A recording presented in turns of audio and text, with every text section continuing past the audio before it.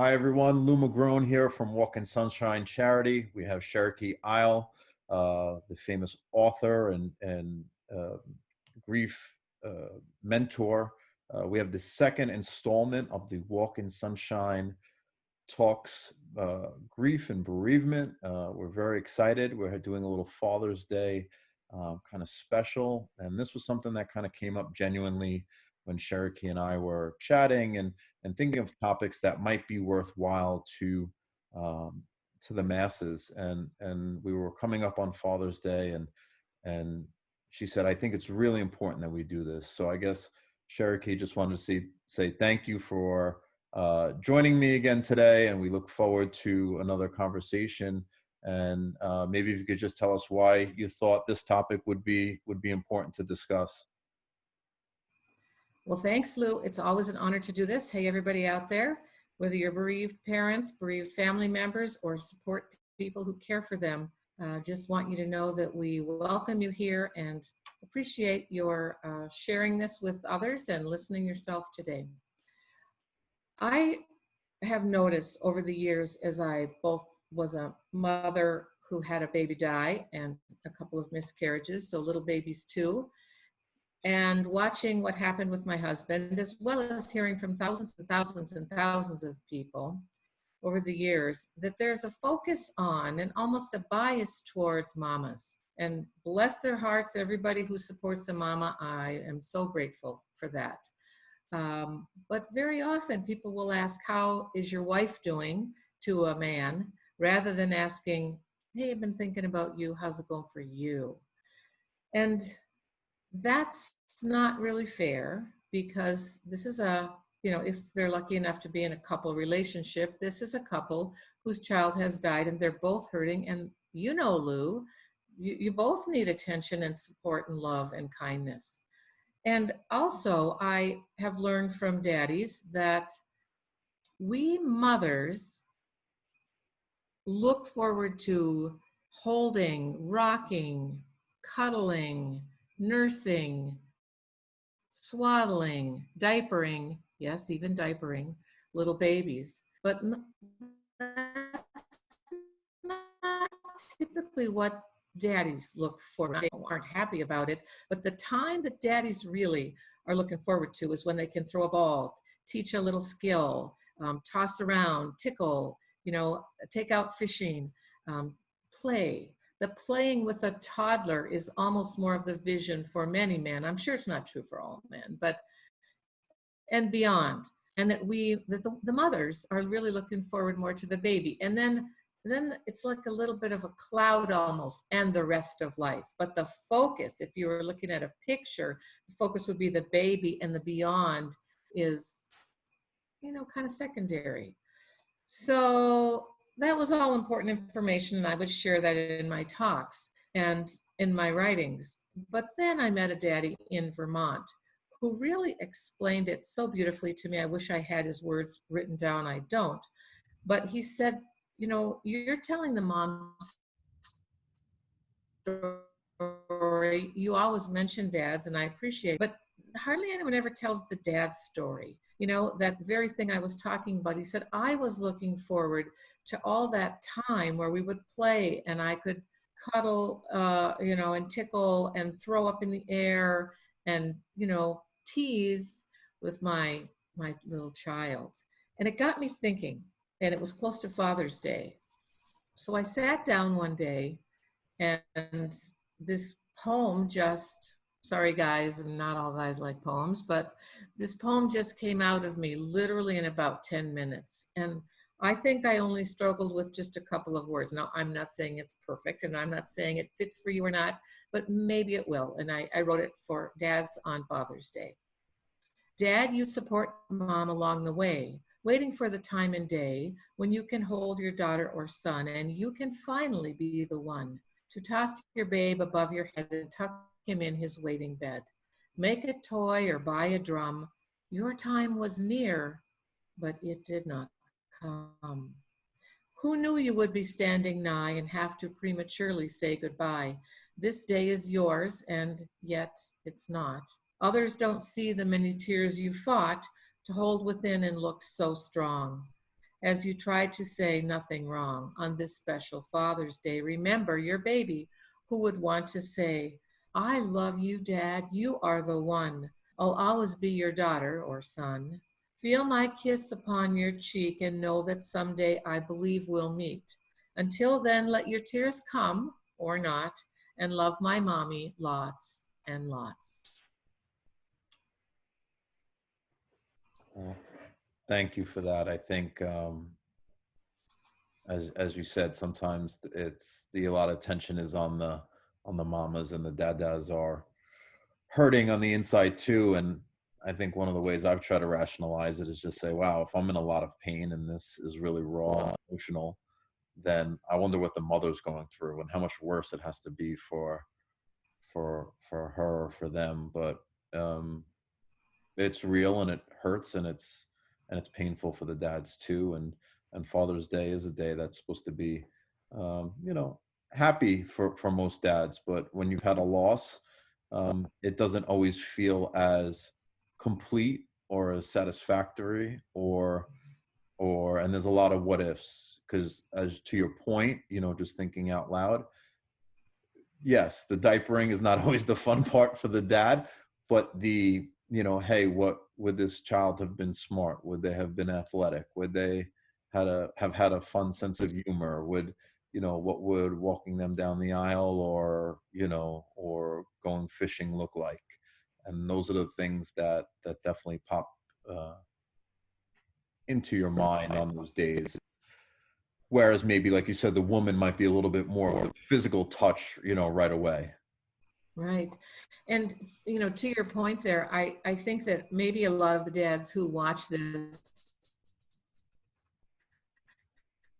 I'm hoping that their loss was a while ago, not just recent dads, because my experience has been that a lot of daddies have told me that in some ways it was, worse is not the right word, but harder than they thought as that child would grow older. And when I ask dads, what's your picture of the age of your child during pregnancy or before that baby was born? And a lot of them say about 5. We can play baseball together, and we can go fishing and all of that. So whenever that day is, that age that they're picturing, think of Father's Day around that time. It may be that it becomes more poignant, more difficult, more real, more hard to imagine that it's still going on, another Father's Day without that child who would be 4 or 5 or 6. And so I really want to be sure that our daddies understand that this talk we have going on today is not just for new fathers. This is for any of you, no matter how long ago and how many living children you have. There's a bittersweetness to it all when you have, let's say, 2 living children and you have one who's missing in your home with you. So just reaching out to those folks too.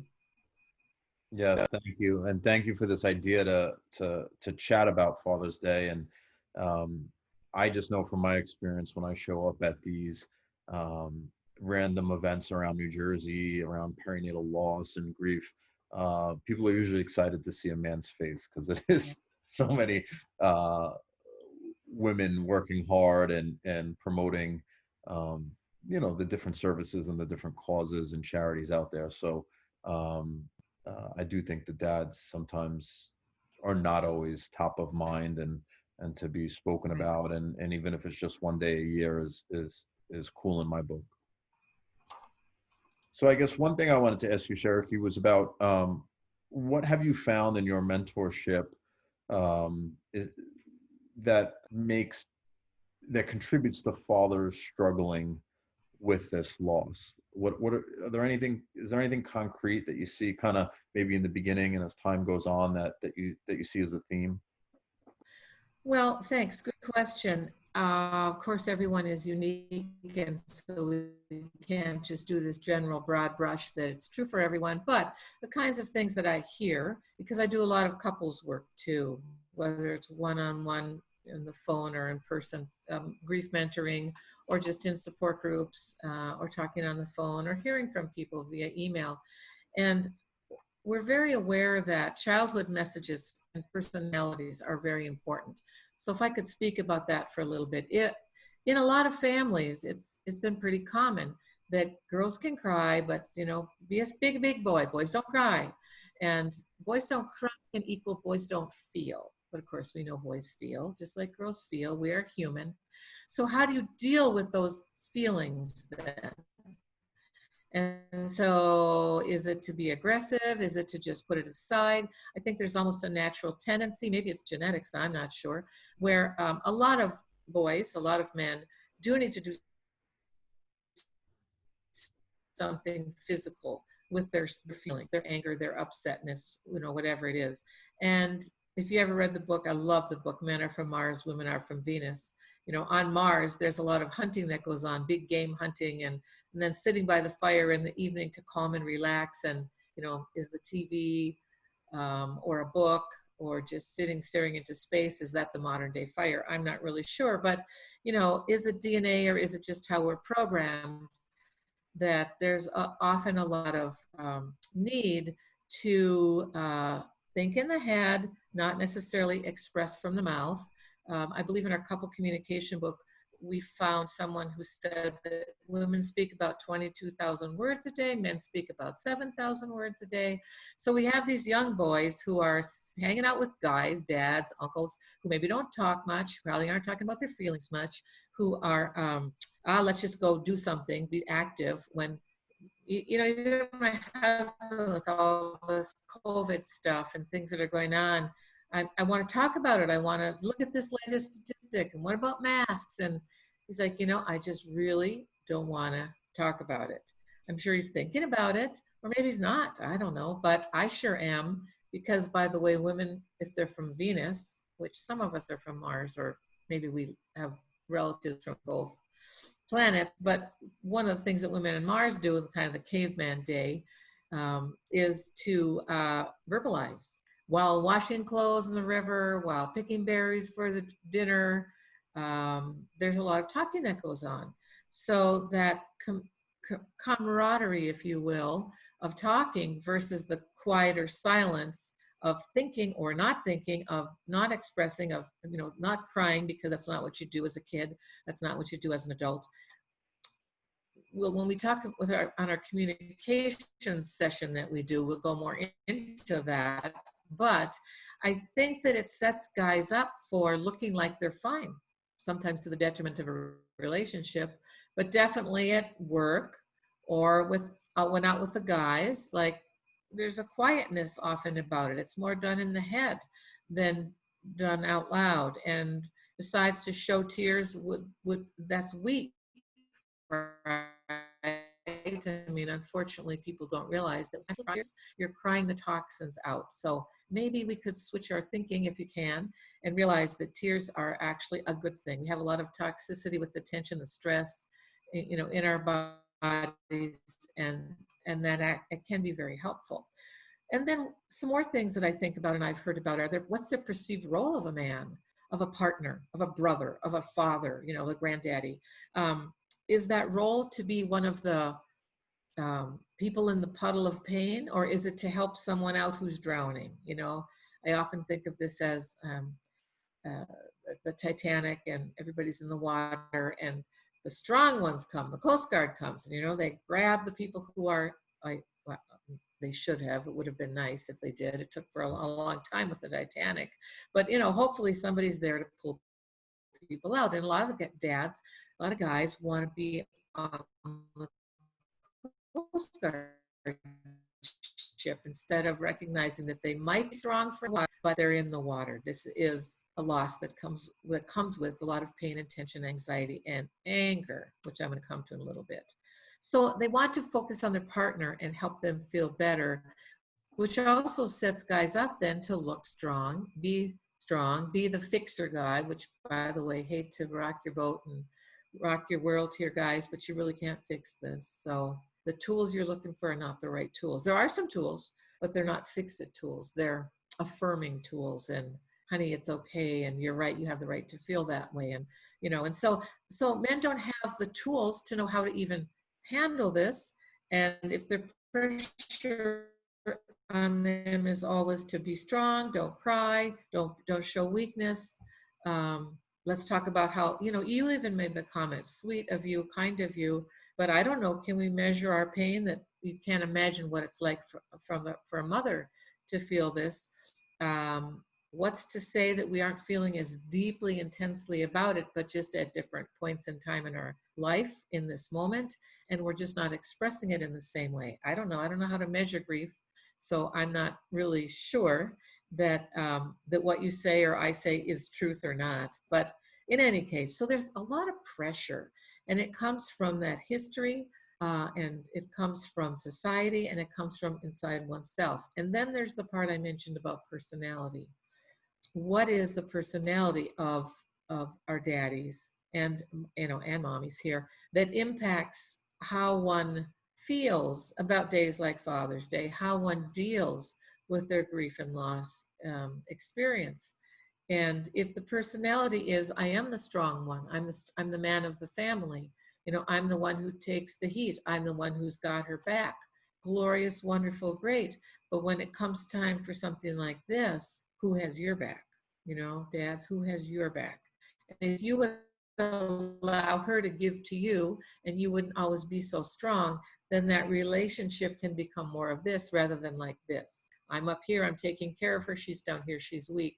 If we really have this kind of relationship that's at the same level, then maybe I'm strong today and she's strong tomorrow.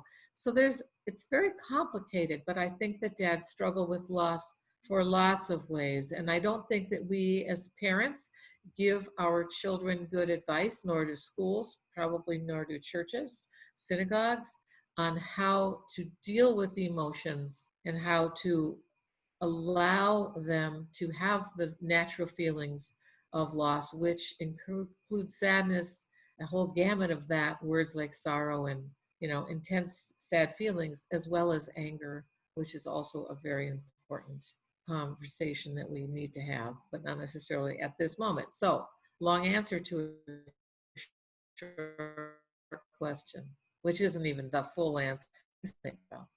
What do you think, Lou?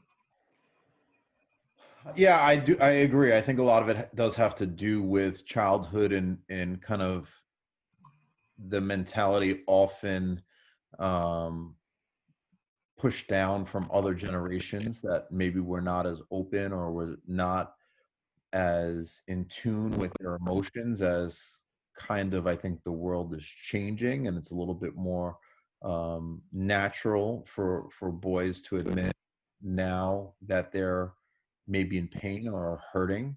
So I found something very interesting. I had run into a man about 25 years older than me, and I was explaining to him about Walking Sunshine, and I explained why I was passionate about it.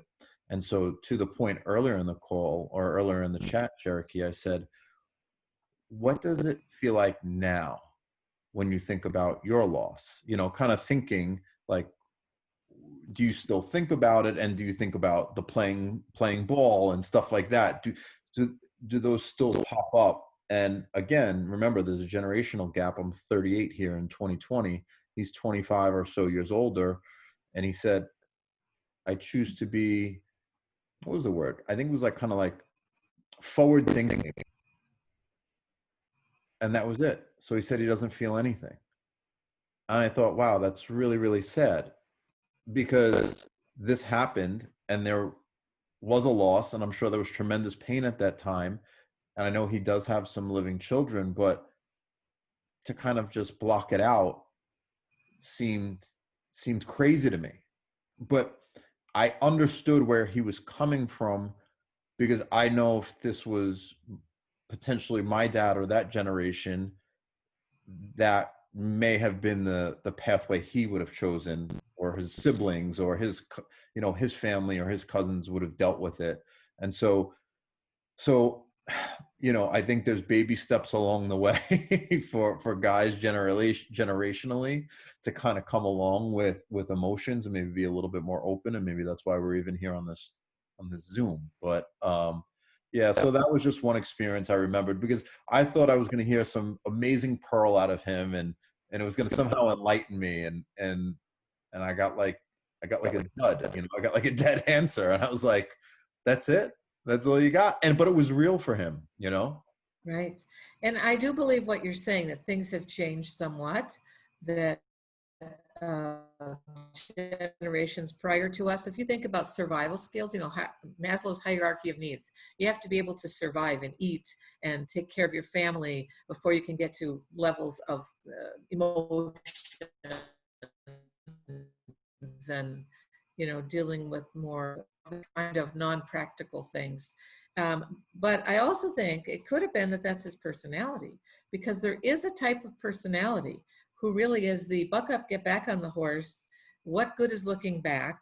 I'm just going to be forward thinking. I'm going to put this aside, and kind of like a compartmentalization of putting it away. So it's hard to know, if that really was maybe his personality, or just more what people his generation were taught and did. But there will be people right now, there'll be men right now, and women too, who the way they cope is not to focus on it, but to look forward. And a part of me, like you, says, oh, that's so sad. But a part of me says, yeah, but if that's their way of swimming when they're drowning and that works for them, and, they probably aren't the romantic type that, like, I hold on to all these pictures that my grandma had and my grandpa had, and my great grandma had, and, all these little mementos in the mirror from my grandma. It's on my dresser. And, I'm kind of a romantic at heart about that, because I want to remember them and I want to keep them alive. But sometimes I'm sad when I see that. If all that stuff was put away, and I didn't have to think about it, and that was more in line with my personality, I maybe wouldn't have the pain that I have sometimes. So from their perspective, this is another way of coping that's just maybe different than what a lot of us do right now. Yeah, I hear you, and I agree that, yeah, maybe it is his personality style. Something that I find interesting in the business world is they talk about, kind of training these CEOs, and how what they're really good at is compartmentalizing, right? So when they speak to you, they're all in on speaking to you, and they make it seem like you're the only person in the world. And then, they give you that 30 minutes or that hour, whatever the time slot is, and then boom, on to the next one. So I guess maybe, this person was extremely great at compartmentalizing, and maybe he's really brilliant and I'm not. I don't know. Well, and it doesn't mean that Tim Nelson, who hopefully we'll be talking with in the couple communication session that we do, he described it as a dam. I might have even mentioned this last time, that the dam burst, and that it was there, it was just being held in or compartmentalized. And so it's possible, and then he would cry all the time. It's like he couldn't even help himself at chick flicks, and he was sort of embarrassed about what the heck is this. But maybe some of the folks who are good at compartmentalizing just aren't able or willing yet to deal with their feelings. And so maybe they never will, maybe they'll never have the need, or maybe at some point down the road they will. And let's just hope that, and if it's any of you watching, let's just pass on this idea that you have the right to hold it, and then you have the right to feel it when it feels right, or even if it doesn't feel right and it comes out. And you have the right to have support, and to know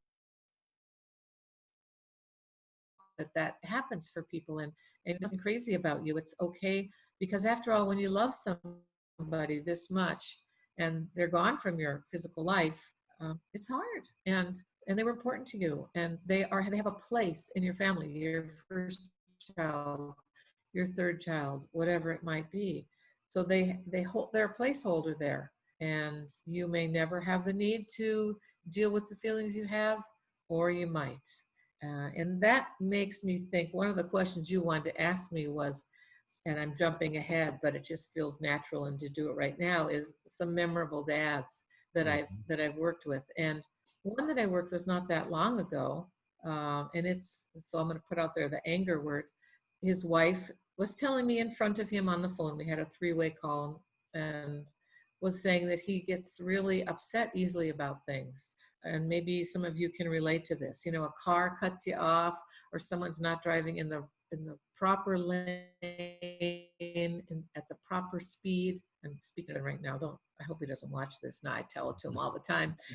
Or someone said something you don't like, or you hit the golf ball and it just doesn't go where you want, and there's this burst of anger. And she was explaining that to me. And then he said, yes, I do. I feel like I have a lot of small anger about things, but the anger is disproportionate. And I said, you have every right to feel angry. Your baby died. The question is how you deal with that. We women are not really taught as children or in life how to deal with anger very well. And so ours goes sideways, and women do weird things when they're mad at people. They talk about them behind back, they sabotage, or, not everybody, but it's not usually straight. Hmm. If any of you can relate to that. But I was saying, you have the right to be angry, but admit you're angry and find a way to deal with your anger. Maybe you need to throw something, throw a basketball against a wall, or, throw something it's okay if it breaks, and just, throw that, or hit a pillow, or scream, or go for a run, or, do what you need to do to physically deal with your anger, as well as speak about your anger, but own it. It's okay to have it, own it. So I talked to him 2 weeks later, and he said, you know what? That was really helpful conversation we had about anger. And I'm so glad to know I can have it. I've hardly had it in the last 2 weeks. It's like just the knowing that it's okay, knowing that there's maybe proper ways to deal with anger instead of drinking, or escaping, or pushing it down inside, or spewing out in crazy silly little ways. But just knowing that he could have it, he hasn't really needed it, but he knows that he can have it, and he can do something more appropriate with him, with the anger. And so that to me was pretty memorable, because it was a young man who was willing to admit that he had the feelings, that it was coming out inappropriately, that he wanted help with it, and just knowing has helped him. I don't know that he's done anything big with the big anger, but he isn't needing the little anger anymore. Yeah, that's amazing. I was going to say, did he have a physical go-to in terms of when he needed to really let loose, with your suggestions on throwing things or breaking stuff? He didn't tell me what he had, but he said he's got some ideas on what he could do. I'll ask him if he wants to share. Nice, very interesting. Any other memorable dads that jump to the top of your mind? Well, I can think of the story of a dad who, this is early on, but I think it fits for what we were talking about at the beginning, where he told the nurse and his wife, who were looking at him like, what's the matter with you? The nurse is crying. The mother was crying, and this dad was not. And he said, I felt like they were looking at me and judging me and thinking that I don't care. But the truth of the matter is, if I cry, then all we have is this sea of tears, and what good does that do us? She's crying, the nurse is crying, I'm crying, and so there we are, wallowing in our tears, and what good does that do? And it points to the perspective that I think a lot of men have. And by the way, it does flip. Sometimes it's the guy's crying who's crying, and the partner is not, and is the stronger one. Mm-hmm. Which as you can tell when I say that, I don't really mean it's that you're stronger, but they're perceived as being stronger. It's just a different way of coping. But to his point, what do you do if you're not used to being in a sea of tears? And how do you make this moment feel any better? And back to the whole tool idea, the key here is most of the women who are from Mars, who like to wallow in the sadness, who pick berries with their buddies and share stories and complain, really, if we know it can't be fixed, we're not looking for an answer. We're looking for someone who says, yeah, that's right, you have every right to feel that. Wow, too bad, and what are you going to do about that? And so the dad was really struggling with, but I'm not helping, I think. And how does that help? But the sharing of tears to the mother helped. To the father, that didn't feel like helping. And maybe it wasn't helping him, but Mm-hmm. maybe he didn't realize it helps her. So he can do things to help her, but then what, guys, do you do to help you?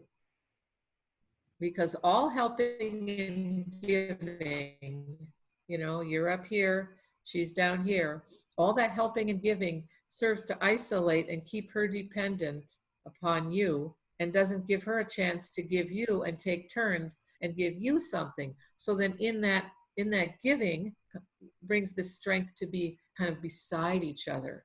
I felt totally worthless when I was receiving all the time. I felt really great when I could give to someone, be it my husband or to someone else. So, yeah, I think looking at how one feels about things and asking, why am I doing this? Am I doing this because I think I have to fix it for her?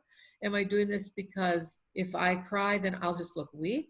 Am I doing this because I don't know what else to do? It's a little bit of self-examination can be a good thing. And many dads will say, I cried in the shower, I cried on the way, or find the actual tears or the feeling of that deep sadness. And yet when I came home I walked in that door, I wanted to be strong for her. Well, maybe being strong isn't the right tool. Maybe some days it is, but if you're having any doubt, ask her, do you want me to be strong for you, or do you want me to tell you what I did in the car today when I was feeling really emotional? Give her a choice. Be Mhm. open and honest about it. And I think we expect our daddies to be strong and to be the Coast Guard, and that's not fair. We're all in this together, as they say, quite a lot now. Yeah, I that's a good point. I know for me, what rang true for me was the when you were alone piece. So commuting from New Jersey to New York City every day. I don't know, that would be kind of a little bit of an alone time where you didn't have to worry about who was near you. But then again, you look once in a while and be like, wow, the people next to me driving see what's going on in this car. They'd wonder what the heck is going on. But it worked, and that was a little bit of alone time and think of things and talk through stuff. And I had another dad I spoke with that when he lost his child, um, uh, kind of asking, how are you doing, and what do you do, and kind of the aftermath of it, the next couple of years. And what he said he did, well, actually, I thought was really interesting, is he brought like a lawn chair to the cemetery and kind of got a cup of coffee, and he would sit there and he would kind of set up shop and just spend time. But to your point, it was alone and there wasn't a lot of talking. But it was just, I guess that's what made him feel comfortable, and a basic lawn chair and some Dunkin' Donuts, and he was in a good place. And I didn't understand that at first when we had our loss, but as time has gone on and it's been a few years now, like sometimes it feels good to kind of just go there and kind of check in and have a little bit of alone time and just take deep breaths and the chaos of the world around you and know that this is a little bit of a special place. So I understand more as time goes on, I guess, and understand why people chose different coping mechanisms at different points. Because as you said, it is a little chaotic and it's not always linear. Right. Right. And, I think the more stories that we can tell and the more ideas we can share, that gives people permission. But guys, we're basically giving you permission to do what feels right to you within the context of your relationship.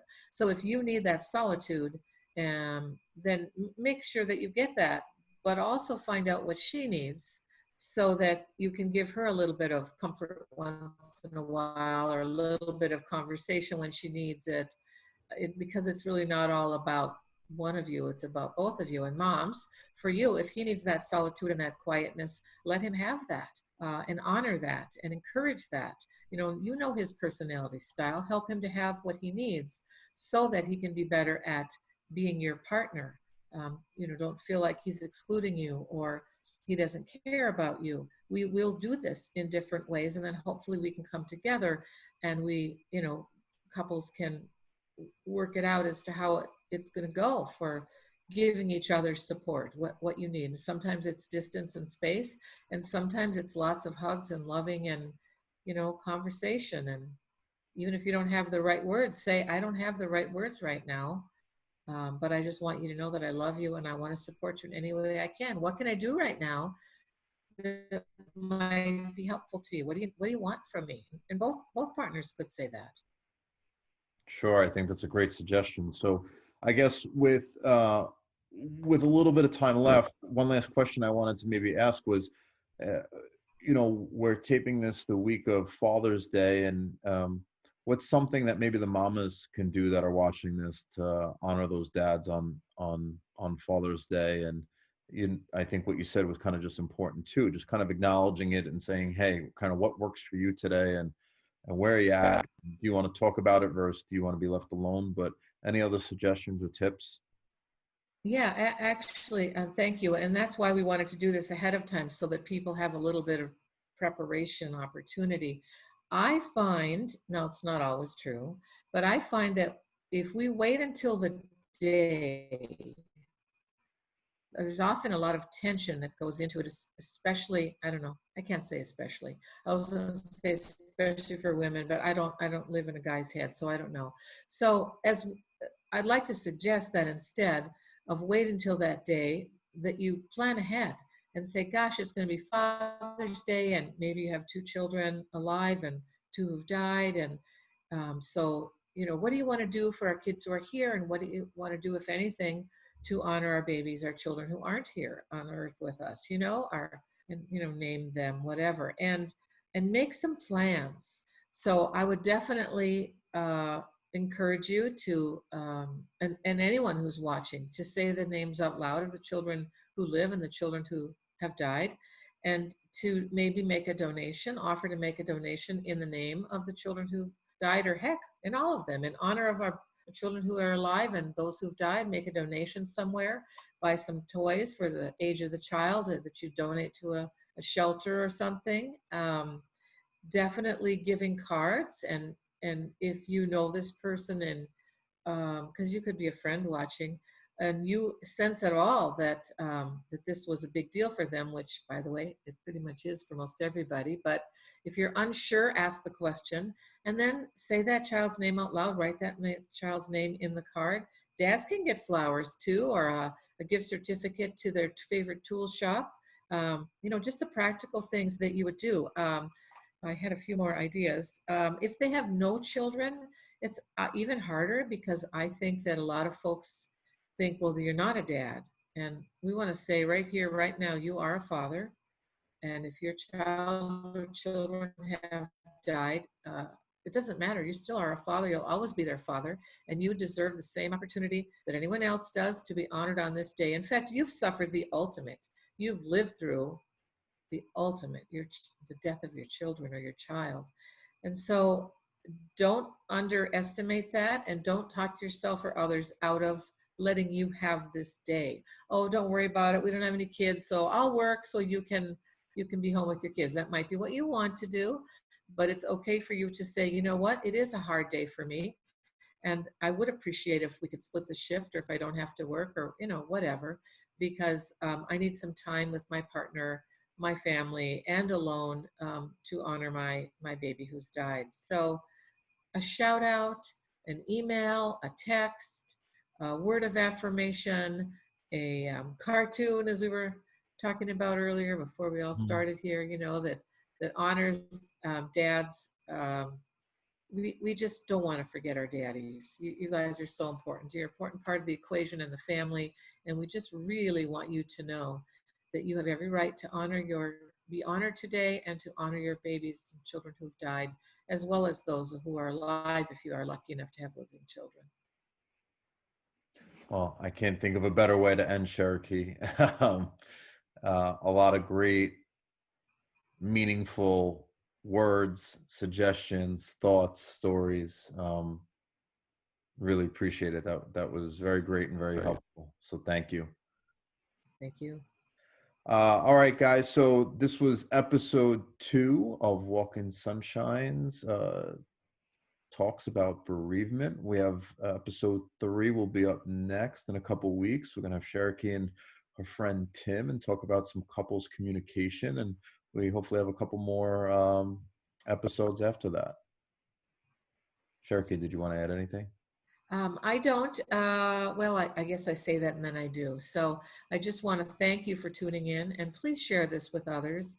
There are so many people out there hurting, especially during this difficult time with so much tension and stress in our world. And it can be like a piling on. So please share love and just be open with people. And if you feel comfortable, share hugs and handshakes. But if you don't, then at least let people know that you're thinking about them. Check in with folks. And always remember that we are here. We will put up the screen. We'll have some places that you can go if you need help, whether you've just had a loss, someone who's just having a loss, or it's been a long time. We are a community that wants to be here for each of you. And we invite you to join our community if you'd like to be there for others. So check in with us if you wish, and do spread this around. Thank you.